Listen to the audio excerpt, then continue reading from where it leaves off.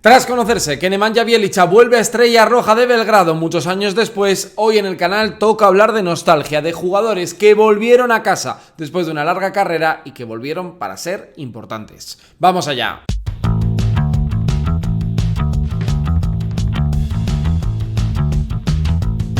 Muy buenas, bienvenidos a mi canal, hablemos de básquet, hablemos de Euroliga.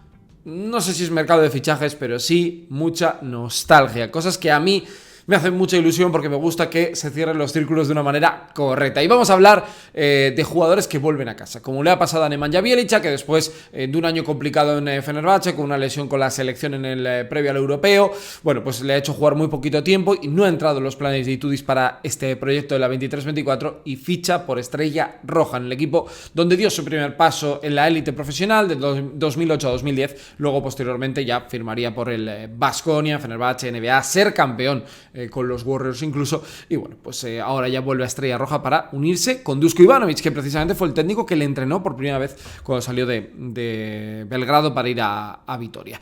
Y de esto va el vídeo, de hablar de jugadores que se marcharon del primer lugar donde brillaron para, bueno, pues volver y tratar de cerrar sus carreras. Por ejemplo, digo, para quitaros nombres un poco en mente, Sergio Rodríguez volvió al Madrid, pero es que el equipo de donde salió es el Estudiantes, ¿vale? Esta es un poco la premisa y vamos a hablar de 6 jugadores y un entrenador, ¿vale? Para ir comentando diferentes temas que pueden ser interesantes. Aquí abajo quiero leeros porque me gustaría saber otros nombres que igual se me están olvidando de la historia reciente de la Euroliga e incluso la época de la Copa Europa, que puede estar muy bien. Y si hay una segunda parte, este vídeo tiene mucho apoyo, hay mucha gente que se suscribe, bueno, pues podremos hacer una segunda parte antes de que comience la temporada, que puede ser un vídeo muy guay, pues también para hablar de la historia de la Euroliga, porque ya estamos calentando motores para lo que viene, y es que lo que vamos a vivir aquí en el canal es increíble, lo que tenéis en octubre a partir de que empiece todo, con la guía, con todo lo que vamos a tener, viajes incluidos, o sea, es que vais a flipar. Bueno, empecemos hablando del que seguramente más rápido nos viene a la cabeza cuando pensamos de un regreso. Hablo de Pau Gasol y su regreso al Barça para jugar el tramo final de la temporada 2021. Desde que se marchó en el año 2001, él explota en 99, bueno, ya el 2000-2001, y ahí es donde él brilla, luego es drafteado por los Hawks para llevarlo a Memphis. Bueno, el Barça se guardó en aquel momento la opción de que pudiera volver, ¿no? Y estaba claro que si en algún momento regresaba al baloncesto español, lo haría el Barça, que es el club donde él creció y se desarrolló, y donde, bueno, pues se creció con la amistad también con Juan Carlos Navarro. Tuvo un carrerón, no vamos a descubrir ahora quién ha sido Pau Gasol, All-Star, títulos NBA, éxitos totales con la selección española. Y bueno, en el 2021, después de haber tenido muchos problemas físicos, de dar la sensación de que incluso no volvería a jugar, de haber tenido el chance, entre comillas, de que los Juegos Olímpicos por el tema del COVID se atrasaran un año, bueno, pues él trató de llegar preparado y disponible para jugar el tramo final de la temporada 2021 con el equipo de Saras Jasikevičius e incluso intentar ganar la Euroliga, que era el título que le faltaba en su palmarés, ese y el oro olímpico, que son los títulos que le han acabado faltando. No lo consiguió, recordemos todo el mundo que EFES acabó ganando aquella Euroliga en Alemania. Pero él volvió, se preparó físicamente, fue un bombazo para el baloncesto español. La pena es que no había público prácticamente en los pabellones, creo que se despide en Madrid con 1000 personas de público, o sea, muy poco, la verdad, y fue una lástima en ese sentido. Yo me he quedado con la espinita clavada de haberle visto jugar alguna vez en directo a Pau Gasol en un pabellón, pero bueno, pues fue una notición, sinceramente, ¿no? Porque Pau es una referencia, es un icono del deporte español, yo creo que es un icono de la marca de lo que es el deporte y de lo que es el baloncesto europeo, y bueno, pues volvió, no dio mal rendimiento, sinceramente, creo que estuvo bastante bien, fue un poquito el tramo final de la Euroliga, creo que debutó en la última jornada contra el Bayern, luego jugó la eliminatoria contra el Zenit, que en el último partido fue muy importante, en la final de Euroliga siempre tuvo esa sensación de que no pudo jugar todo lo que pensamos que podía haber aportado, porque Pleiss acertó mucho por fuera, y luego acabó ganando la Liga CB con el Barça ante el Real Madrid. Este fue un gran regreso. Fue un gran regreso porque creo que es lo que redondea, ¿no? Superestrellas que se marchan y vuelven. Pues caso de Dirk Nowitzki, no tuvo vínculo con Europa, Tony Parker tiene un club, pero no tenía ese vínculo de arraigo con un club donde él hubiera crecido, se hubiera desarrollado. Caso más reciente del baloncesto español, más importante seguramente fue Fernando Martín, pero fue un año realmente, ¿no? Lo de Pau fueron 20 años de carrera para acabar volviendo y cerrar el círculo en Barcelona, porque a partir de ahí jugó los Juegos Olímpicos y se retiró. Siguiente caso, otra super leyenda del baloncesto europeo, del baloncesto mundial, Arvydas Sabonis. Hay que hablar de Arvydas Sabonis, la verdad. Ya un vídeo de Arvydas Sabonis merece un like. O sea, así, ya lo digo, por si acaso. Arvydas Sabonis, seguramente uno de los mejores jugadores de la historia del baloncesto europeo. Jugó en Kaunas desde el 81 al 89. No os podéis imaginar lo que es Sabonis para el baloncesto lituano. Para el baloncesto europeo lo es, pero para Lituania es uno de sus grandes abanderados. Una persona que tuvo además un inicio tremendo. Mucha gente, si quiere ir a ver vídeos de los 80, 85, tal, antes de la lesión, es impresionante lo que él hace con la época en la que juega. Tiene una lesión muy grave, ya en el 89 se acaba marchando y da vueltas, pues por ejemplo, hasta llegar por Valladolid, pasa por el Real Madrid, lo hace campeón de Europa, apuesta por ir a la NBA finalmente y juegan Portland Trail Blazers, también aquellos duelos también míticos contra Shaquille O'Neal en los Lakers, y en la temporada 2003 regresa a casa. Lo hace para jugar desde el 2003 hasta 2005 en Zalgiris. Bueno, tan importante fue que llegó a ser MVP en una fase de temporada regular en Euroliga y estuvo muy cerca de llevar a su equipo a la Final Four. Acordaros de aquella acción de Sharp contra Maccabi, etcétera, etcétera. O sea, tuvo un impacto brutal. Era un Sabonis muy distinto al que vimos en los 80, también muy diferente al que vimos, por ejemplo, dominar con el Real Madrid, ganar aquella Copa Europa, incluso al de Portland, ¿no? Pero con el tamaño que tenía, su capacidad de pase, su lanzamiento, era un jugador tremendo, tremendo. Yo creo que dio todavía más rendimiento que Pau. Me da la sensación de que Pau, y esto creo que lo comentamos en su momento aquí en el canal, Pau hubiera hecho algo muy similar a lo que hizo Arvydas Sabonis, porque al Zalgiris lo catapultó a una dimensión muy alta y yo lo recuerdo jugar con ese punto de decir, estoy viendo una leyenda, ¿no? Jugar a baloncesto.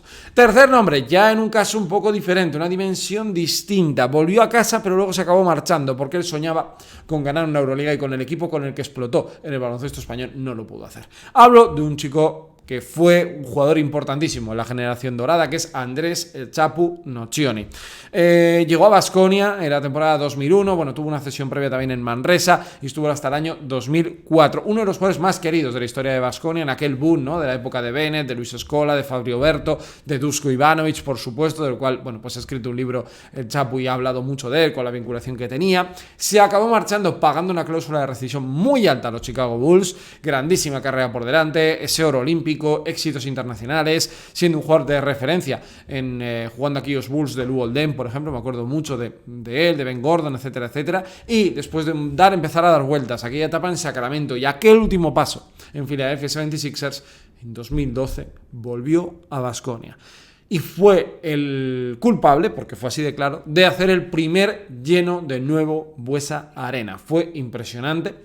Yo pude vivir aquel partido y lo recuerdo como el regreso del hijo pródigo. Creo que muy pocos jugadores han tenido ese, primero, el volver a gran nivel, porque era un Nocioni distinto, jugaba ya de 4, no tenía ese poderío físico, ¿no? Esa bestia, ¿no? Que habíamos visto al inicio del siglo XXI, pero volvió para ser muy importante y estuvo en 2 años del club muy complejos, aquel que acaban ya eliminando al equipo de Dusko Ivanovic muy pronto y luego el segundo en el que tiene que conformar ese proyecto, vuelve con Santabac también, y luego el año que está con Sergio Scariolo, Fernando Sanemeterio, un año muy complejo para Baskonia, que bueno, pues salva la temporada de la mejor manera posible. Yo estoy convencido que si el Baskonia hubiera tomado el rumbo de la época anterior, él se hubiera quedado, pero él tenía las ansias de ganar el título de la Euroliga y acabó firmando por el Real Madrid para dar ese título al conjunto blanco. En ese cambio, Nikola Mirotic NBA, Chapu Nocioni a jugar al Real Madrid, ganaron la Euroliga en su casa en el año 2015. Pero aquel regreso, aquel ambiente, aquel debut ante el Real Madrid, si no me equivoco,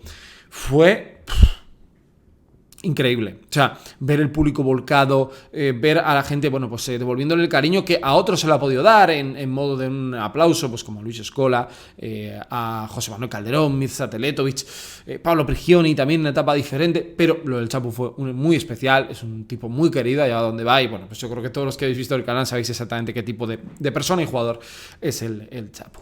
Cuarto nombre, me quedan 2 jugadores ahora vinculados con el baloncesto italiano y un entrenador para cerrar. ¿Quién será el entrenador? Bueno, pues a ver si me lo adivináis. El nombre del jugador además tiene una historia tremenda. Estamos hablando de Marco Bellinelli. Marco Bellinelli, los más jóvenes le recordarán de Fortitudo Bologna. Pero claro, la realidad es que él no empieza en Fortitudo Bologna, él empieza en Virtus. Pero Virtus tiene los problemas económicos que hemos contado aquí alguna vez en el canal con Alessandro Ruta, después del caso Sani Becirovic, y desaparece. Son los 2 grandes equipos de Bolonia y pasa de Virtus a Fortitudo. Y él tiene una gran carrera allí, donde forma también una buena dupla con Mancinelli, juega en Euroliga, etcétera, etcétera, hasta que acaba siendo elegido en el draft de la NBA y se marcha. Una gran carrera por delante, sobre todo la época de los Spurs, seguramente la gente es donde más lo recuerda por su anillo, por su forma de jugar, por su lanzamiento exterior, y después de ser uno de los grandes especialistas de la última década en Estados Unidos, decide volver a casa. Y lo hace en el 2020, creo que fue febrero, firmando por Virtus Bolonia. Y de hecho sigue jugando en Virtus Bolonia todavía junto a Sergio Scariolo en el banquillo. Un tirador único, jugador muy especial, con muy buena mano, claramente un escolta, no un creador de juego como le tuvimos que ver muchas veces ahora que hemos visto el Mundial, ¿no? Teniendo que sacar las castañas del fuego a la selección italiana, pero un jugador diferente, ya muy veterano, pero que decidió volver a casa para jugar en el equipo de su vida, Virtus Bolonia. Así que fue un historión y bueno, lo quería contar porque es que además sigue vigente esta situación que fue muy bonita en aquel momento. Y el otro italiano es uno un poquito más joven, pero que volvió a Milán después de tener que buscarse la vida y tomar una decisión difícil en su carrera. Y hablo de Niccolò Melli. Es cierto que Niccolò Melli crece en Reggiana y que lo hace desde 2007 a 2010, pero el paso importante en su carrera, formando dupla con el otro italiano talentoso que era Alessandro Gentile, lo hace en Milán de 2010 a 2015. Todo el mundo pensábamos que el que iba a dominar Europa era Gentile, que desgraciadamente luego, bueno, por circunstancias de la vida no lo pudo llegar a hacer. Y Melli, que se quedó un poquito tapado, daba la sensación de que no acababa de explotar, ¿no? En aquel Milán que coqueteó una vez con estar en Final Four, que siempre firmaba a grandes jugadores pero no llegaba. Bueno, pues él tuvo que salir y salió a Bros Basket, fue a Alemania, un proyecto en Bamberg para crecer, y tanto que lo hizo, como le pasó a Fabián Coser, por ejemplo, tras salir de Baskonia, pasó por Fenerbahce, ganó el título de la Euroliga y después de hacer muy buenos años de la mano de Zeljko Obradović se fue incluso a probar en la NBA, Pelicans Mavs, por ahí entre medias, para acabar volviendo a Milán con un muy buen contrato y para ser uno de los líderes del proyecto. Aquí es diferente, yo creo que, cosa que la de Belinelli fue una historia dura porque tuvo que dejar su club de toda su vida, o Pau Gasol ya triunfaba, o Sabonis tuvo que por las lesiones también cambiar un poco y por el contexto que tenía. Bueno, pues el caso de Niccolò Melli fue: me marcho para crecer, para ser buen jugador, gran jugador, extraordinario jugador en mi opinión. Y bueno, pues ha acabado volviendo desde el año 2021, ya forma parte de la plantilla de Milán. Este año, pues por ejemplo, contando con Ettore Messina, con Nikola Mirotic. Era un pedazo de jugador, es un pedazo de jugador y uno de los jugadores más relevantes de este proyecto Olimpia Milán. Y para terminar, un entrenador. El entrenador, lo he citado ahora, es Zeljko Obradović. Es la gran historia de volver a casa y él lo ha hecho también desde ese punto de vista nostálgico. Como jugador estuvo formando parte de Partizan desde el 84 al 91. Ya sabéis que de manera muy joven deja de jugar a baloncesto y se dedica a ser entrenador. Consigue aquel milagro, ¿no? Inmersos en la guerra de los Balcanes, del Partizan de Fuenlabrada, que acaba ganando la Copa de Europa ante la Peña.